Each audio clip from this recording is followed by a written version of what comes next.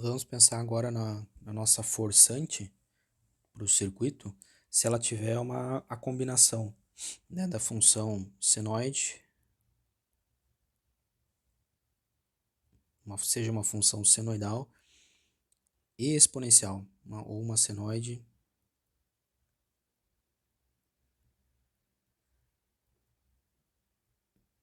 exponencialmente amortecida. Né?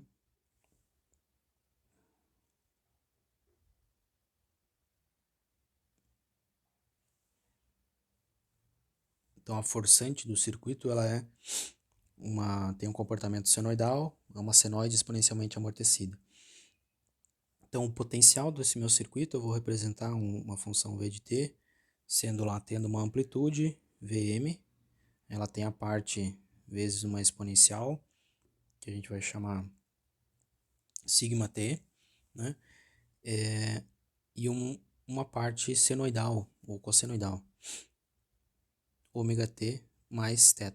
Lembrando que aqui a gente está escrevendo essa forçante aqui com termos puramente reais, né? Sigma ele é real, ômega é real, tempo é real, θ é real, então tudo aqui são valores puramente reais.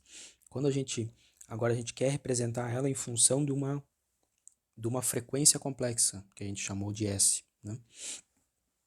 Então, de novo, a gente vai usar lá essa parte do cossenoidal aqui, ou senoidal, né? A gente vai escrever em termos da identidade de Euler, e a gente vai chegar numa expressão similar ao caso senoidal que a gente observou, né? Essa Vm vezes sigma t, o cosseno aqui ele vai ser escrito, pode ser escrito como um E na J ômega t mais θ, mais um E na menos J ômega t mais θ. Né? E aí se eu multiplicar esses termos, esse cosseno aqui é isso aqui tudo vezes 1/2, né? Essa identidade eólica eu posso representar esse termo aqui. A gente pode reescrever essa função v de t, como a gente fez anteriormente, só que eu colocando agora na parte constante eu vou ter 1/2 Vm e agora a presença da exponencial também, né? E na sigma, perdão, a gente quer botar a parte constante, a gente vai ter a exponencial só lá o j θ, né? Então essa aqui é a parte constante, que não varia no tempo. E aí sim aqui a gente tem o termo, agora vejam só, a gente vai ter um termo que é, o que sobrou aqui nessa expressão? O E na sigma t, certo? Que ele varia no tempo, vezes esse E daqui do cosseno de θ, j ômega t. Ok? E do outro termo, no segundo termo também a gente vai ter um valor, um termo constante, meio Vm vezes E na menos j θ.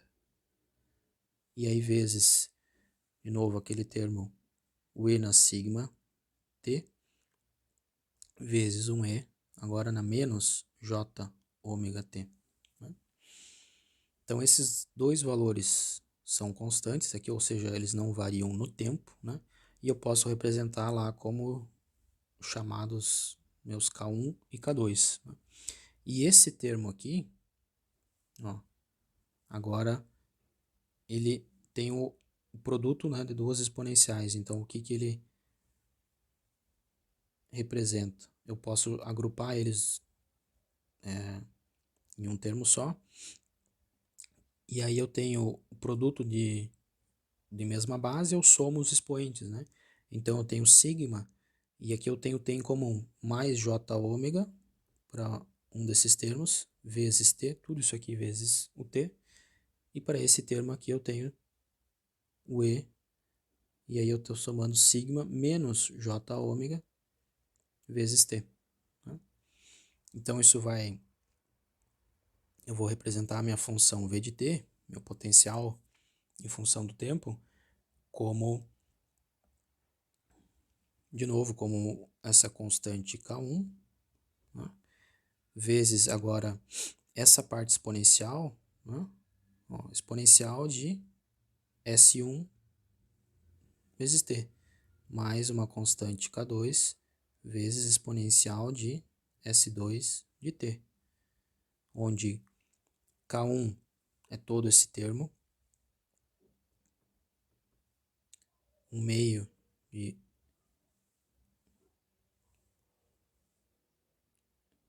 Vm e na J θ, né? K2 é 1 meio de Vm e na menos J θ.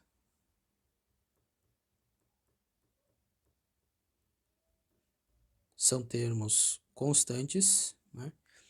E também são conjugados. K1 e K1 é igual ao conjugado de K2, ou seja, são termos conjugados. E o meu S1, olha lá, o S1 é sigma vezes mais J ômega. Sigma mais J ômega. E o S2 é sigma menos J ômega. Então, S1 também é o conjugado de S2. Então, tem dois valores conjugados aí. E esses termos, né, S1 e S2, né, que a gente chama, são as frequências complexas presentes nessa função forçante aqui, por exemplo, exponencial senoide é exponencialmente amortecida, né, partindo dessa função aqui.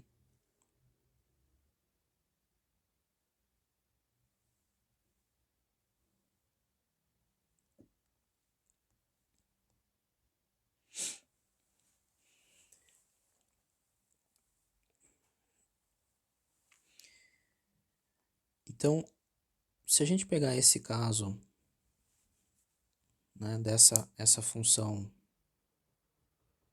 que tem uma amplitude, tem uma parte exponencial e uma parte oscilatória e senoidal, né,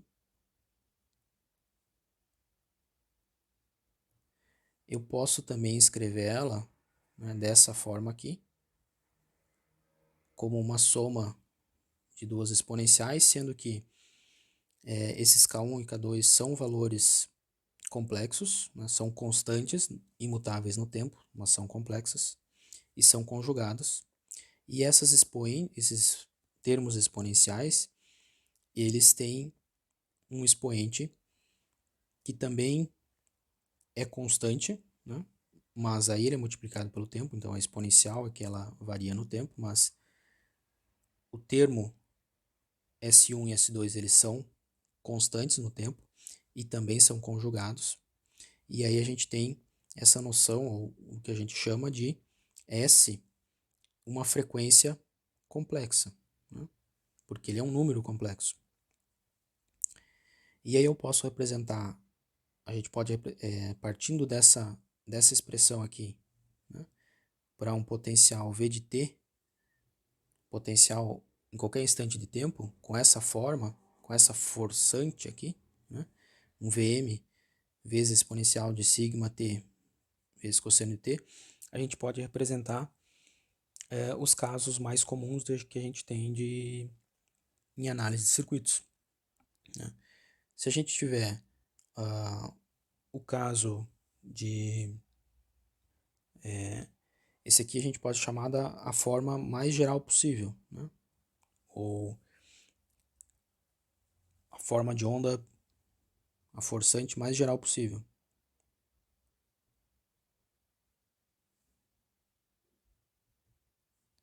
E aí, a partir dessa forçante aqui, se a gente quiser representar, por exemplo, um caso de um circuito CC, de corrente contínua, como a gente viu lá no começo, eu vou atribuir aqui a esse sigma um valor zero e ao ômega um valor zero. Então a gente vai ter simplesmente um V de t igual a um valor constante, né? a um V0 que a gente tinha analisado lá no começo. Então vejam como agora esses termos sigma e ômega, que são do que a gente chamou o S, a frequência complexa, o sigma é a frequência neperiana, ou a gente também se refere aí usando a parte real da minha frequência complexa. Ó, cuidado com o sigma, não é a frequência real, tá? Eu posso dizer que ele é a parte real da minha frequência complexa S, mas ele não é, o sigma não é uma frequência real. O que a gente entende por frequência real?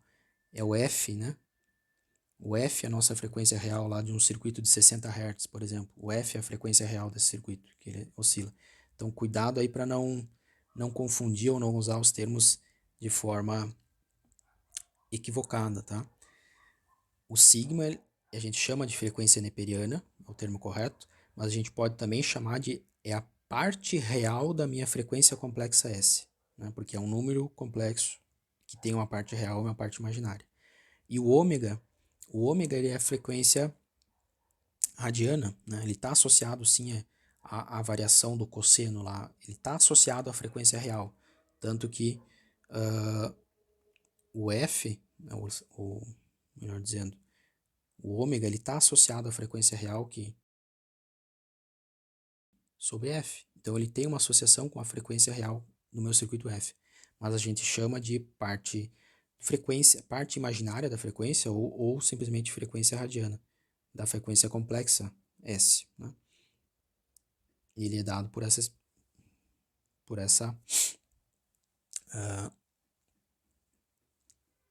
esse termo imaginário aqui da minha frequência complexa S, né?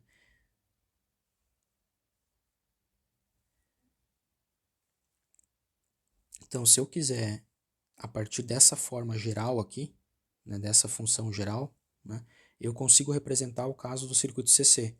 Basta eu associar a minha frequência, ou definir a minha frequência complexa, S, com sigma igual a zero, né, e com ômega igual a zero. Então, se eu associar aqui o sigma igual a zero, isso aqui vai para 1, ômega, zero, ômega igual a zero, isso aqui vai para um valor constante, a gente tem um valor constante no tempo, ou seja, simplesmente um circuito CC. Se a gente associar agora os termos da nossa frequência complexa, pegar simplesmente como a gente tinha visto anteriormente, o caso senoidal, né? Então, o caso senoidal, eu tenho sigma, ou a minha frequência neperiana, ele é zero, que ele está associado com a parte exponencial, e aí eu tenho um ômega diferente de zero. Se eu tenho, então, a minha frequência complexa S, né, ela é simplesmente J ômega. A minha frequência complexa S de uma função senoidal. E a gente vai ficar simplesmente com a amplitude Vm, o termo exponencial vai ser igual a 1, e aí é o cosseno de ômega t mais θ. Então, dessa forma geral aqui, assumindo sigma igual a zero, eu posso representar uma forçante puramente senoidal, né? Da mesma forma, uma forçante puramente exponencial, eu posso representar com um sigma diferente de zero e aí um ômega igual a zero. Então, a minha frequência complexa S, para um circuito que tem um comportamento puramente exponencial, ele tem uma frequência complexa S que é simplesmente sigma, né? E a parte imaginária é nula, né?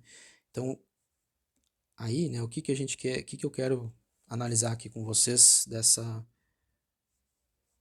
parte aqui, que parece muito mais, na verdade, está relacionado muito mais a uma análise matemática, mas quando a gente fala de circuitos, né, por exemplo, de corrente contínua, então quando eu tenho lá simplesmente no meu circuito uma fonte de corrente contínua, quanto que vale a minha frequência complexa S? S é zero. A minha frequência complexa S desse circuito CC é zero, é nula, né, porque eu tenho tanto a parte real, a frequência neperiana sigma igual a zero, é nula, e o ômega, ou a frequência radiana, é nula também, né? Então, para um circuito CC, de corrente contínua, a minha frequência complexa S desse circuito, tá? Ela é nula. Agora, se eu tenho um circuito puramente de corrente alternada, com uma fonte senoidal, lá, sendo a forçante desse circuito, certo? Aqui eu estou representando fonte de tensão, mas tanto faz se for fonte de corrente ou tensão, né? O que importa é o que é a forçante do meu circuito, o que está injetando potência e energia ali, né? Então, se ela for puramente senoidal, na análise de circuitos 2 lá, que a gente utilizou muito o recurso fasorial, mas observando o tempo, quanto que vale a minha frequência complexa S desses circuitos? Vale somente a parte imaginária, ou seja, eu só tenho um S, a minha frequência complexa para esses circuitos é J ômega, né? Agora, se eu tiver um comportamento exponencial no meu circuito, e aí a minha forçante lá for, vou chamar aqui simplesmente um E, não é um valor constante, né? Ela é uma função arbitrária, hein?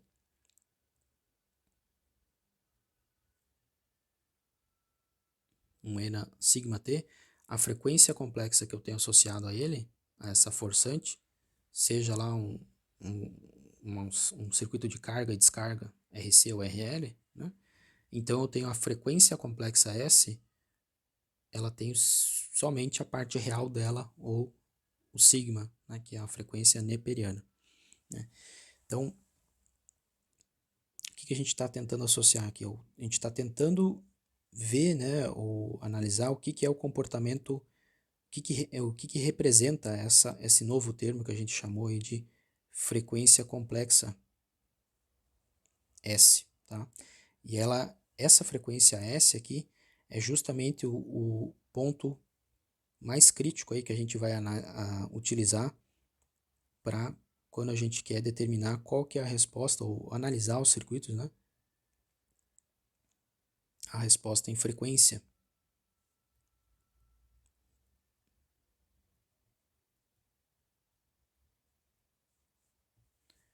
de circuitos elétricos, né? Então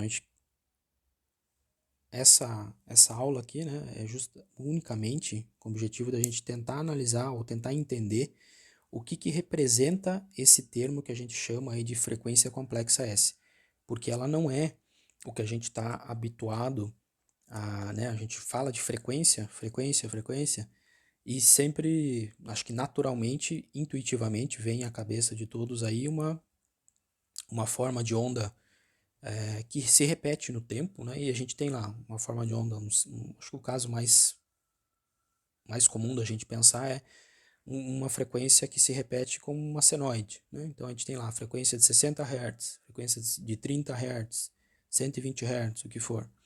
Ela se repete no tempo, né?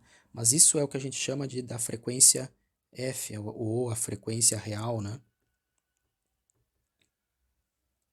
É uma frequência que a gente consegue ver, ela tem 30 repetições por segundo de alguma coisa, então isso é uma frequência, né? Então essa é a frequência que a gente chama como frequência real, o F. Agora, o S, né, que a gente define aqui em circuitos como frequência complexa,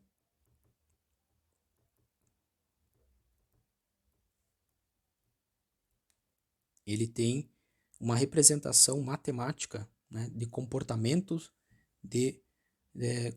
possíveis que a gente encontra em circuitos elétricos, né? E essa frequência complexa, ela tem uma parte real, que é o sigma, e aí a gente chama o termo correto, né, de frequência neperiana. E aí, cuidado, né, de novo, a gente pode dizer que ele é a parte real da frequência complexa, mas ele não é a frequência real. A frequência real é aquela frequência que a gente chama de F, né? E a gente tem o ômega, que a gente pode chamar pura e simplesmente aí de frequência radiana, né? O termo correto seria frequência radiana. V. Na análise de Laplace, ou na transformada de Laplace que a gente vai utilizar, a gente vai ter todas as expressões do meu circuito representados em função de S. E aí na resposta em frequência, né, a gente não está mais interessado em ver o comportamento do circuito no tempo. Quando a gente definia uma função V de t, a gente estava querendo saber o comportamento do potencial ao longo do tempo. Na resposta em frequência, a gente vai definir uma função V potencial, mas em função de S. Então a gente vai mudar de domínio, do domínio do tempo para o domínio da frequência. Que frequência é essa? Frequência S complexa, não é a frequência real, né? Então isso que a gente vai ter que... vocês vão ter que se esforçar para abstrair, né? Quando a gente passa do domínio do tempo, análise do domínio do tempo para o domínio da frequência, a gente não está falando em frequência real F, é o domínio da frequência complexa S. E aí, pessoal, vocês viram em algumas partes do vídeo eu me referi como a expressão é errada para o ômega, né? Coloquei no automático e ficou errada a expressão. Então, vocês sabem bem aí já que ômega é 2πf, né? Então, lembrando aí só algumas partes que eu coloquei errada a relação de ômega, mas ômega é 2πf, tá? Só para não ter que editar todo o vídeo de novo. Então, frisando aí, desconsiderem os trechos que eu coloquei equivocadamente o termo errado para ômega, beleza?